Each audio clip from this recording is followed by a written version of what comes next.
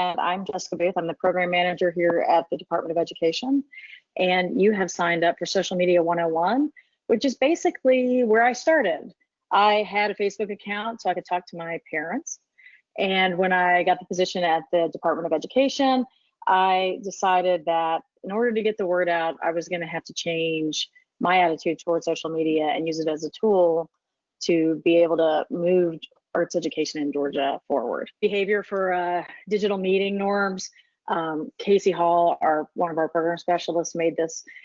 Try to be focused and present and keep your video muted until discussions. We will unmute you so everyone can hear you.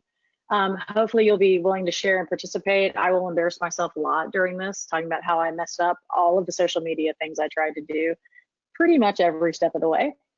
It'll make it a little bit more fun. It also makes me feel like I'm not going Bueller,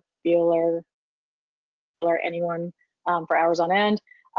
And we also always try to tell you, we do know when you're not at your computer because it tells us that you're idle. So have an open mind, and if you have questions, go ahead and use the question box since it seems like you don't have chat or a couple people have chat. So this is our session overview or agenda. Basically, what I'm going to go over is how we at the Georgia Department of Education, which has the lovely acronym GaDOE, advocate for the arts in Georgia and for you as teachers and coordinators, what arts advocacy actually is, and why it's important to tell our stories. I'm also going to go through all the pitfalls, mistakes, and things I did that you shouldn't do, and a cliff notes on social media platforms and what each one is good for, and kind of the easiest way to manage it all and still have a life. You'll get lots of step-by-step instructions, and you should on the right have the handouts button underneath question. Well, for me, it's between questions and chat, but you seem to not have chat. There are 4 handouts. The very first one, which says FY21, which makes no sense to anyone else, but it's fiscal year 21, so it's like school year for teachers. Social Media 101 guide. It's gonna go step-by-step through some of the things I'm gonna talk about later.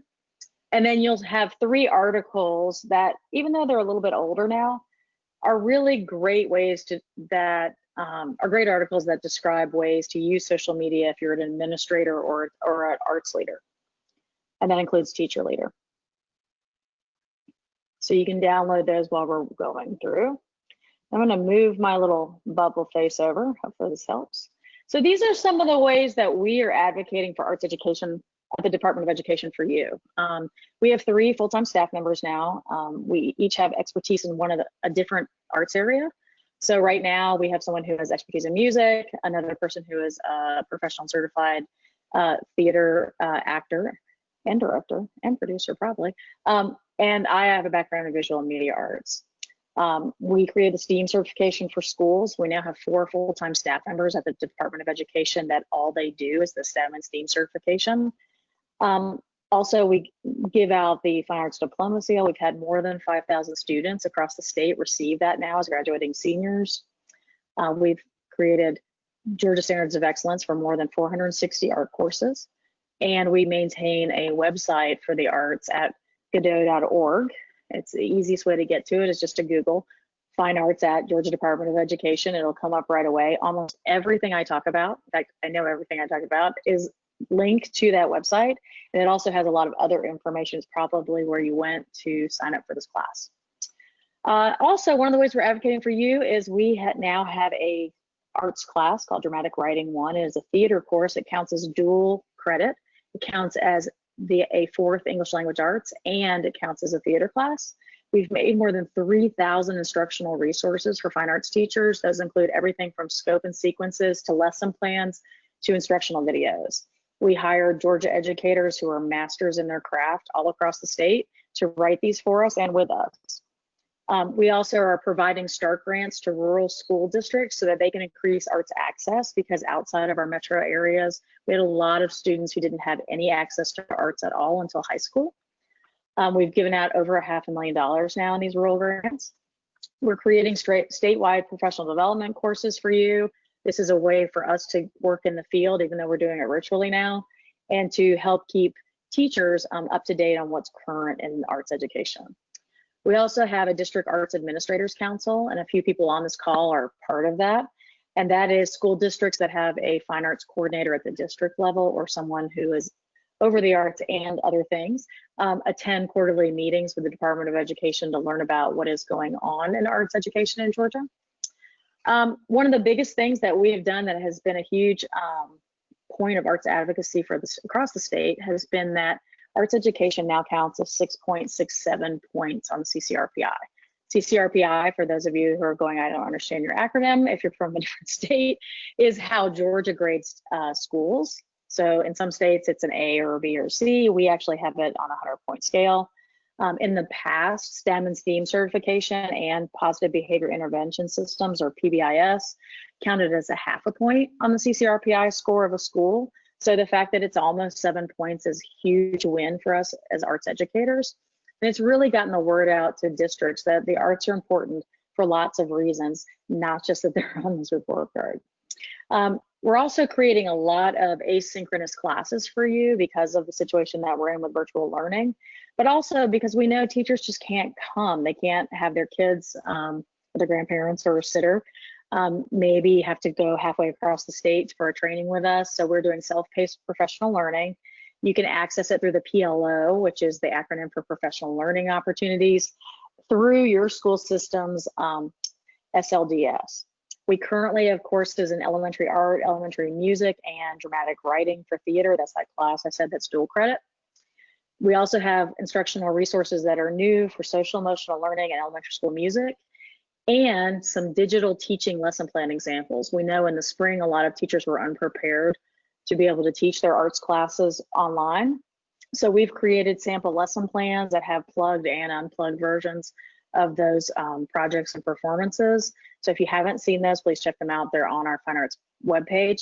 And additionally, there is a self-paced smart infographic that you download, and it is linked to a series of 7 short videos that go through digital teaching in the arts. So what we did as a department is we looked at what's best practices in digital teaching, and we actually made it specific for each art form. So there is a short video on visual and media arts, there's a short video on music, there's a short video on theater and on dance. It also goes through a lot of the resources that we're just quickly covering here. This is our fine arts team. One of the things that social media did for me was to be able to tell the story of the Department of Education. There had not been a fine arts person at the Department of Education in curriculum instruction in 23 years when I came, almost 6 years, or just over 6 years ago now. And in the first 3 years that I was there, I started a social media campaign, really being a newbie, and I'll kind of talk about that as we go through. But that social media campaign got the department and the department was one, so much publicity and a big support group across the state that we were able to fund 2 additional positions. So I'm joined today by my colleague, Casey Hall. He's our newest program specialist. His background is music. Casey's very first day at work was the first Monday that we were at home last spring. So his entire career with the Department of Education has been online so far. And we're also joined now by Paul McLean, who has a theater and film background, and Paul joined almost 2 years ago now. So it's been fabulous because we went from one of 6 states that had no arts representation at the Department of Education to the only state with 3 people. We're actually the largest department. And I credit a lot of that with the social media campaign to get the word out. And that's what I'm hoping you can do in your school district or your school after this presentation. These are just some examples of those instructional resources I talked about. This is a ceramics unit plan.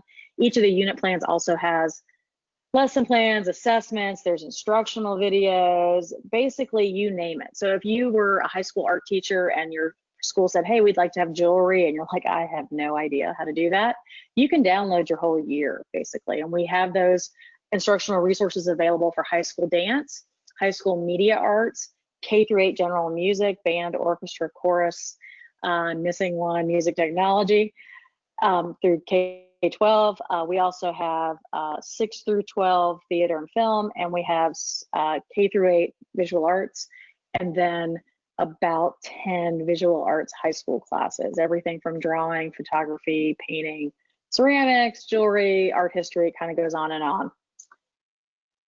And they all come with scope and sequences. They all come with assessments, just like I said. So it's kind of an example of it. So what's arts advocacy? Like, why does it matter? And arts advocacy, I think when I went to college, was this really, really long unit that we did of study, and we had to come up with a really grand arts advocacy plan. But the bottom line is telling your story. I was a visual arts teacher for many years. I taught middle school, high school, and at the university level at Georgia State. And while I'm not a good actor and I'm not good at a lot of things that have to do with acting, I'm a good storyteller. And it came naturally to me. And what ends up happening is even though I was a really good art teacher, I didn't have time to tell my story. So a lot of times my kids' artwork never left the hall or the front of the building or the lobby of our theater where we had art shows, because I wasn't putting anything out there for anyone else to see. And then when you have a fundraiser or you have an art show and you wonder why only a handful of your parents come, a lot of it is because they just don't know. Or they're working 2 jobs, or they're not available to be able to come into the building. Social media can be an arts advocacy tool for you that gives you the band moms that you kind of wanted. It doesn't have to be something that's political.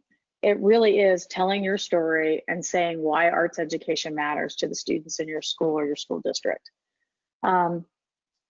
I was kind of at the point you're probably at right now where you're like, I'd like to do that, but I don't have time.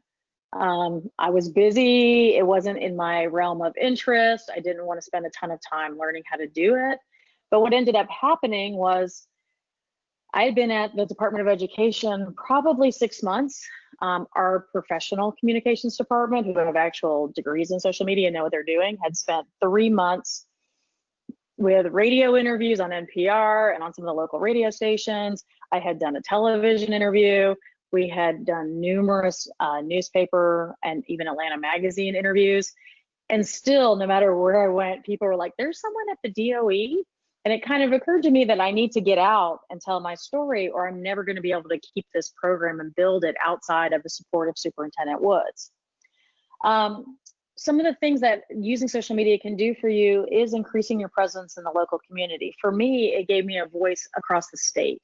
I'm not an expert in social media. I was formerly a graphic designer, but this was back before we used computers a whole lot. So social media was not part of that package. It's going to show off your hard work. So really, we're not always great at tooting our own horn, but by showing what your students are doing and getting out into the community through social media, you'll be showing that you're a great teacher, you're a great administrator, you have great programs. The other thing is, a lot of teachers do fundraisers, and they're asking, hey, here's my fundraiser. I'd like to buy an entire, set of ORF instruments. And you don't have that great of feedback from parents, or you don't hit your goals. By doing social media, you will increase tenfold because you can meet grandparents who live out of state who might donate to your cause. You can talk to parents who may have never seen a performance in the building. It's just the life that we live currently. So I made a ton of mistakes. I decided I was going to do a social media campaign at the Department of Education. And when I started in the curriculum instruction department, I was the youngest person in the department by about 20 years. And I went to our policy department and said, hey, I'd like to do a social media account. I had done a Twitter account when I was a fine arts director in Fulton County Schools. And I was like, I'd like to do something similar where I can at least put things out and get the word out. And the policy department was like, oh, just set it up however you want, it's fine. Because we didn't have a policy and no one had ever asked. So I did a lot of stuff wrong. I started my Twitter account, which is how most people find our staff development, with my personal email and my name. I rolled out Facebook pages with attached to my personal Facebook page. So my business Facebook page is attached to my personal page. So when Paul McLean or Casey Hall tweet, or not tweet, but post on Facebook, it is attached to my personal account. So all kinds of things that you should never do, that I'll kind of give you some tips and tricks to make sure it doesn't happen for you. I did a ton of research and trying to figure out at that point, what were the best platforms and how does this really work? Like, I get it, it's sort of advertising, but it's not my deal. I even looked into infographics because at the time people were saying infographics are great, no one will read anything else. So I actually made the infographic on the right and decided it was way too much work to ever do it again, but at least it lives here. But there's considered the big three and then everything else. But the little three are getting close to being with the big three. And that sounds silly, but there's so many other platforms like Snapchat that you've heard your students talk about if you're not using. But the big ones are going to be Twitter, Facebook, and LinkedIn. And most people go, what do you mean LinkedIn? Isn't LinkedIn like if you're looking for a job? LinkedIn actually has an enormous following. It has a bigger following than Instagram or YouTube, which is hard to imagine because it typically lives in the business realm.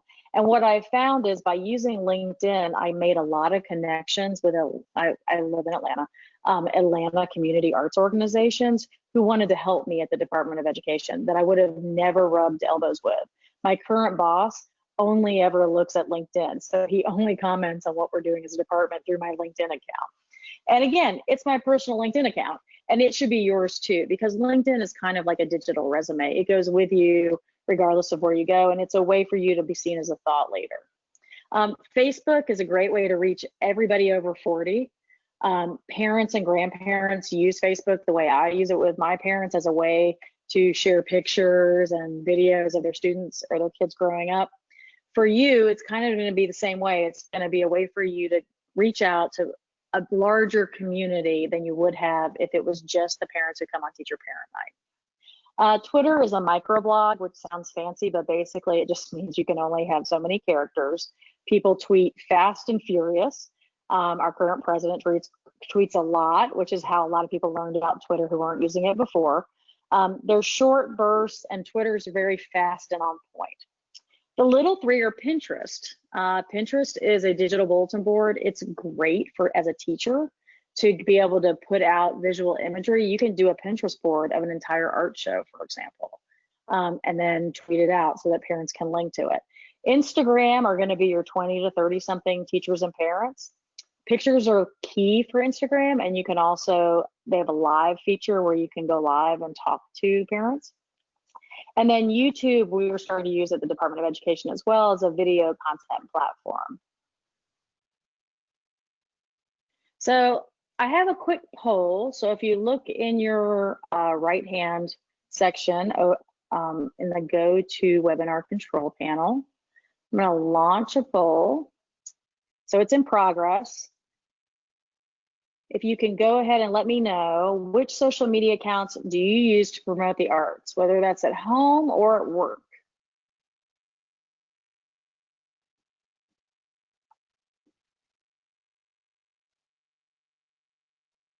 I think we're at 65% have voted, so we'll just give everybody a minute.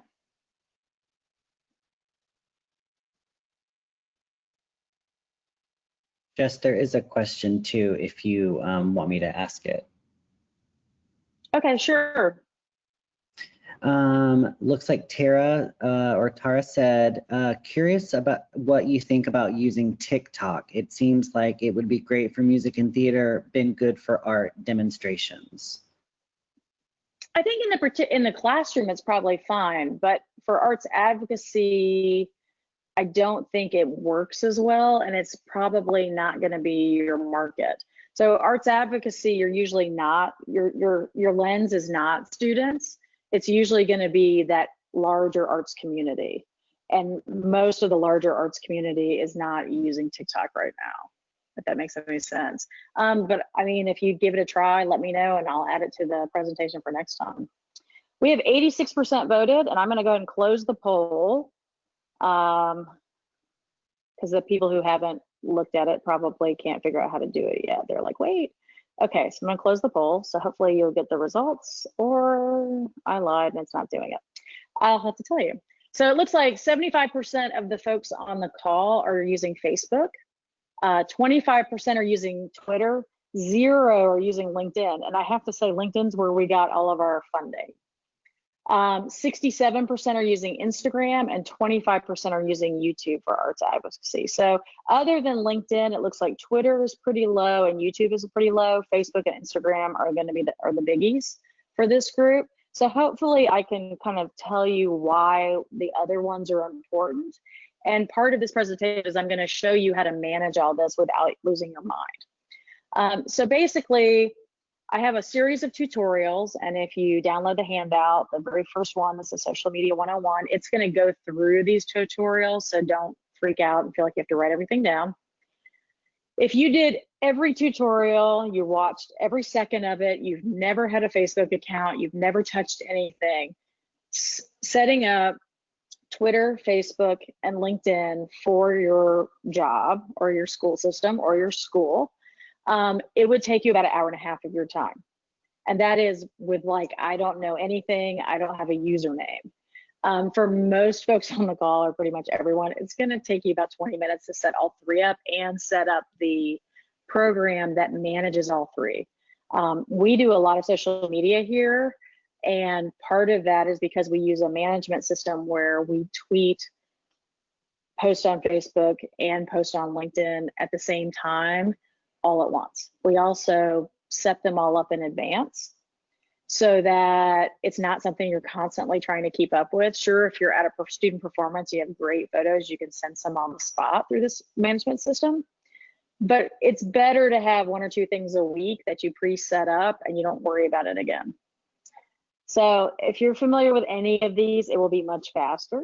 I'm not going through every single thing on here either. I will talk about it, but you'll have to do the actual tutorials on your own. So our GaDOE social media trinity, since I started it, has been the big 3. So Twitter, I told you it's a microblog. It's basically going to be every teacher under 35 and every parent under 35. Facebook is, I always joke, is every teacher over 35 and your mom. That's where you get your grandparents, is that they've all figured out how to use Facebook because they want those pictures of their grandkids. LinkedIn, again, is going to be your professional Facebook. It's where you're networking your personal brand, and it gives you a much wider view of national issues as they're coming up by joining groups. I'm going to talk about a little bit about what each one of these does best and what to use. So for Twitter, it's super fast paced. It's an easy way to connect with your audience. It's almost like the live news, like as things are happening, people are tweeting. So you might be at a performance saying how great the kids are doing and then saying, wow, did you hear that solo by Mike? Hey, did you see that sculpture by Lana? You know, you're kind of running through it. It's a sea of information. And the tool that you really care about for Twitter is hashtags. And hashtags are kind of like the old Dewey Decimal System where you know what you're looking for. So hashtags are going to be that key tool to learn about. And like I said, I didn't know what I was doing. I did a ton of research. And this was basically my Cliff Notes version of everything I synthesized. By having a consistent hashtag. So our hashtag for the whole state of Georgia for Arts Ed is Arts Ed Georgia. So if you are at your school and say it's Brandywine Elementary School, your hashtag might be hashtag Brandywine Elementary Art. And then you would also hashtag Arts Ed Georgia. And then anyone who's searching for our stuff through Arts Ed Georgia will also see your stuff. So what it does is it makes a bigger stream of fish all swimming the same direction. It makes it much easier to get the word out. The problem is people overutilize hashtags and they start hashtagging like every single word. And anything over 2 hashtags, usually people start tuning out. Whoops, sorry. Facebook pages is the largest actually of all of the social media accounts still. I thought Twitter would have eclipsed it by now, but it hasn't. And I used Facebook for personal use for a long time, but it also has something called pages. And when you're on Facebook, you know, people ask to be your friend and you can approve or deny them. When you do a public Facebook page, which is a little bit different, anyone can like it. So it's the same thing as if you really like a particular restaurant and you like it on Facebook. They didn't approve you, you just like it. And now whenever they post anything, you see it in your feed. So same kind of thing. You want to have your North Atlanta High School public Facebook page where anybody can look at it so that you're getting the word out to the most folks. Now the tool to utilize with Facebook, there's 3. They were the first to do live broadcasts. So you can actually be live in front of your laptop at a performance showing a little bit of what's going on to parents. Events is a very good tool, if I could talk.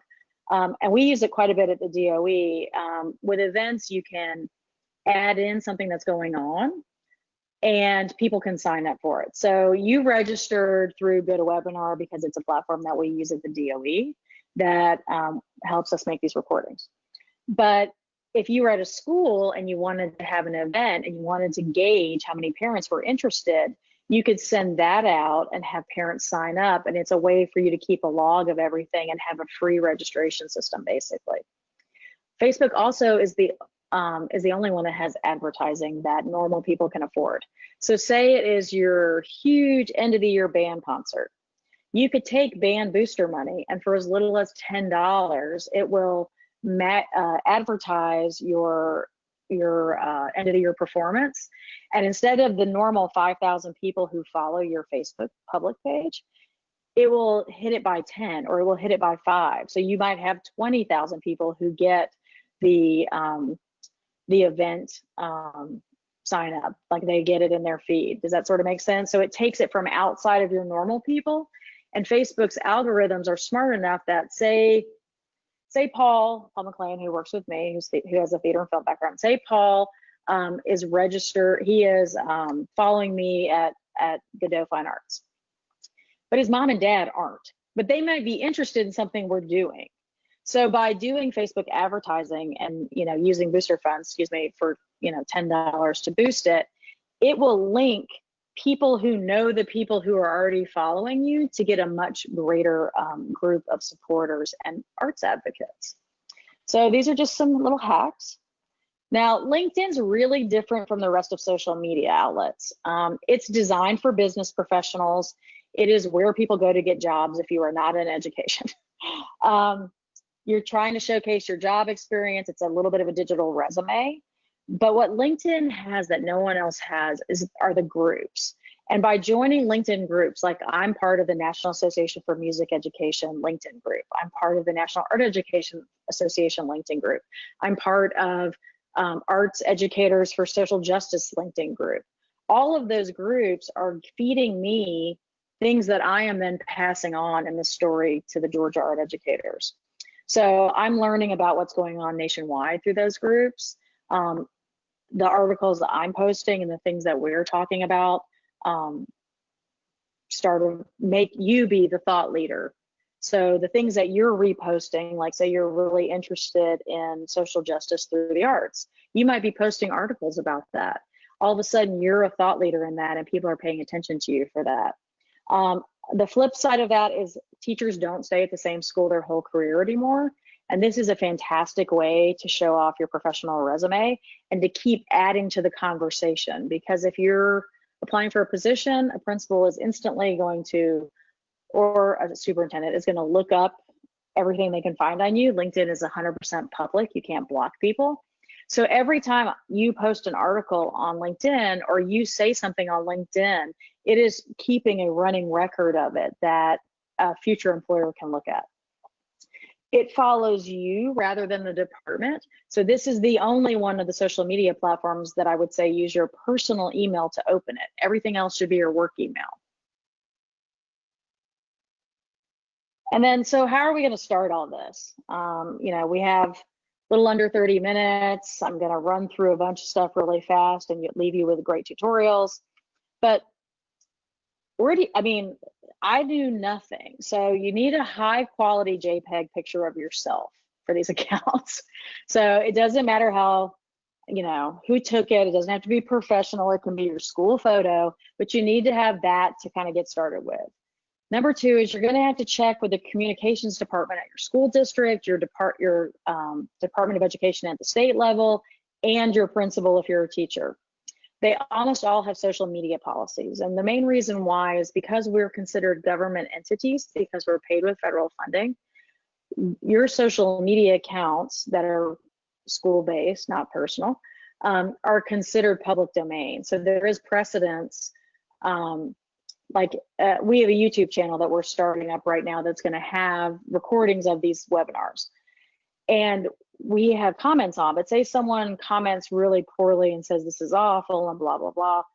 we can't erase the comment because it would be deliberately removing someone's freedom of speech because we're a government entity. So all of that stuff is always wrapped up in school system and schools social media policy. Like, they pay their good lawyers to figure it all out for you. So that's something you want to check. You also, if you're a teacher, want to make sure that your principal knows that you are creating accounts. Deciding which email to use is pretty easy. It's your work email, unless it's LinkedIn. And you're going to need a smartphone and a computer. And you're going to need to grab either an article on arts education that you like, that you've read. It could be 10 years ago, it doesn't matter, just to get started. Or some pictures of students performing or student artwork that you can use to create your first post. So all of this is directly screenshot from the manual that I put in there. It says Social Media 101. This is 15 minutes, 20 if you get extra credit, on how to create your accounts. The YouTube video is live in the social media PDF, so you can click it and watch it. The reason why these tutorials that I'm giving you are different than ones if you just Googled how do I make Twitter, is they're all geared for teachers and educators, because we have some special issues with privacy and students, you know, having to sign that they can have their photograph shown. All of those things start coming into play. Don't be scared of social media. Just do it the right way. I did it all wrong. I didn't get fired still, so we're all good. And hopefully with this, I can head off most of the problems that you might have had. So I said hashtags are kind of a way to find things. Our hashtag for the Fine Arts Department at GaDOE is the Arts Ed Georgia. But like Cobb County Schools, their visual arts department has Cobb Arts Rocks. We have one for every school district across the state called Georgia First Day. So if you want to look at what kind of artworks in Cobb County Schools, you put in the search bar Cobb Art Rocks, it's going to show you everything from every school in that school district that has a tag. If you put in Arts Ed Georgia, it's going to show you things from all across the state. Are you worried that your students' artwork may not do that well in this competition? Start looking at the competition. It's really easy without knowing any of the teachers or any of the school systems. These are all ways for you to advocate for your programs, because part of arts advocacy is that storytelling. So if your parents at the school level know that your hashtag is Northview High School Arts, which is one of the places I taught at one point, they're going to start hashtagging their child practicing at home. They're going to start using that same hashtag and thanking you for something that happened at school that their child loved. The biggest part of this that was a surprise for me, because I didn't love social media, I felt like it was a necessary evil, was the dialogue that I got with teachers across the state in my role. If you're a teacher, that dialogue would be with parents. And if you're an arts coordinator for a school district, you're going to get dialogue with principals, assistant principals, teachers, and parents that never would have talked to you. It gives you an opportunity, you know, to hear good things when we're sometimes really isolated, and know that you're making a difference, and that things are really changing. So again, don't hashtag random words or everything. After 2 hashtags on Twitter in particular, your engagement level goes down. So Facebook public page, again, this is just a tutorial that's in that 101 document, but kind of the same thing. It shows you how to set up that Facebook public page, which is very different from your personal account. You don't want to link them like I do.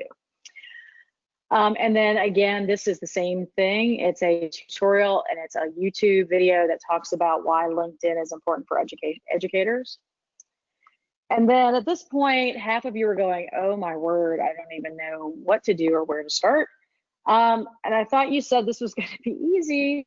Hootsuite is a free app that we've been using since the beginning because, like I said, it was a necessary evil and I didn't love social media. So with Hootsuite, you can have it on your phone. You can also access it via the web on whatever browser you have. Hootsuite allows you, once you've created your 3 accounts that you're going to create for work, it allows you to link them to the app through the app, you will post once and it will automatically go to all 3 places. You can unclick, like say, I have a picture of students at a school participating in a dance recital. Well, I'm not really going to post that to LinkedIn, because from LinkedIn, I'm thinking about articles and keeping the conversation going about arts ed. So you can unclick LinkedIn for that one, or you can re-click it if you wanted to go there as well. So you can do all 3, you can do 1, or you can do 2. But the idea is that you only have to do the work once, and it's going to reach your audience, whether that's teachers, parents, or administrators. And sometimes your administrators are not super arts fans, or they're too busy and they don't come to performances. And the only way they know that what you're doing is fantastic is through social media. So you're going to post once on Hootsuite, it's going to get hit all 3. The best part of Hootsuite is it has a calendar. So when I first started out, Paul McLean took over social media for me last year. I would, on the last day of the month, have a calendar invite for myself that I had a meeting to post for the next month. So anytime I was looking on my own social media and I saw an article that someone posted I liked, I saved it or bookmarked it, or I hit read later. Every time I took pictures somewhere, or we had a workshop and I took a ton of pictures, I would go ahead and set those up. So just like your calendar in your email, like Outlook, looks exactly the same. I click like, hey, it's Wednesday, the first Wednesday of the month. I'm going to post about this upcoming presentation I'm going to do. So that would be that post. I would make it, I would click that day. It waits until that day to post it at the time I tell it to post it. If I don't want to tell it a time, the program will actually use an algorithm, and it will put it out at the time that is the most likely that people will see it. So I can say I want this to go out at noon because teachers are going to be at lunch. Well, not elementary school teachers, because they eat at like 10 in the morning half the time, but at noon, so people at lunch have time to scroll through. Or I can click a button where Hootsuite, I say, hey, you choose, and it comes out at 7:30 at night, when I'm eating dinner and not thinking about this at all. So I would shoot for 2 posts a week, so everybody can come up with 8 things. Do the whole month at once, you don't have to worry about it again. And then on the spot, you can take a picture with your phone at an event, or you can take a picture in your classroom when you're standing over a student's artwork. And then on Hootsuite, you can post it to your public Facebook page for the department, your Twitter account, and your LinkedIn. Or you can add Instagram or Pinterest or YouTube if you want to as well. But it does 3 for free. Anything over 3, there's a cost.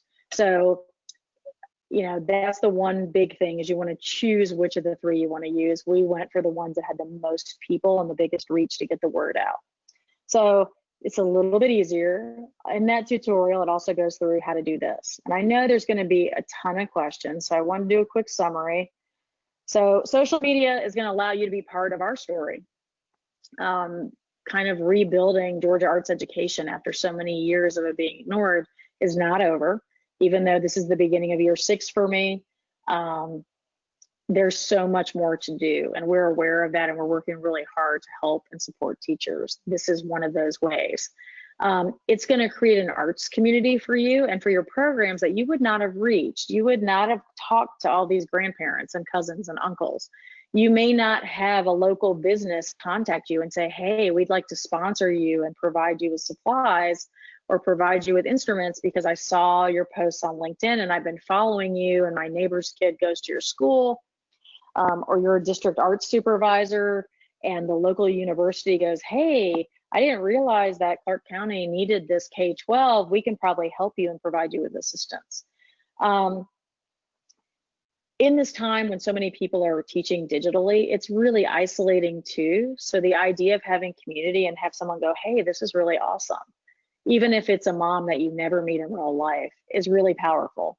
The big 3 in terms of hitting the most people at the most time, at once, are Facebook pages and Twitter, and LinkedIn. Facebook pages, Twitter, and LinkedIn. If you're going to go ahead and jump in, use the hashtag ArtsEdGeorgia to link with us, and then you will join as one of the fish in our little ocean that's all kind of swimming together, trying to make sure that arts education is funded, respected, and continued in the state. and just have fun. It's great to be able to tell the story of what's going on in your classroom. Is it extra work? Yeah, but you reap so many benefits. And I mean, I would do the whole month in like less than an hour. And instantly I got so much feedback and so many people saying, hey, we didn't know you were there. Would you like to come over and meet us? Local community arts organizations that were literally right around the corner from where our offices are at the DOE going, hey, I want to help. How can I help? It works. It's not what you think social media is for. You're not selling anyone anything. It's not your personal friends. It's this larger arts community that's been ignored and is really hungry for the information. So it's kind of fun. That is the end of my official presentation, besides that we have about 15 minutes for questions. We grow and grow and grow because of your feedback. So you can put in the little googly thing in your browser, and it's like a 5-question or 4-question questionnaire that was basically like, did it suck? Did you learn anything?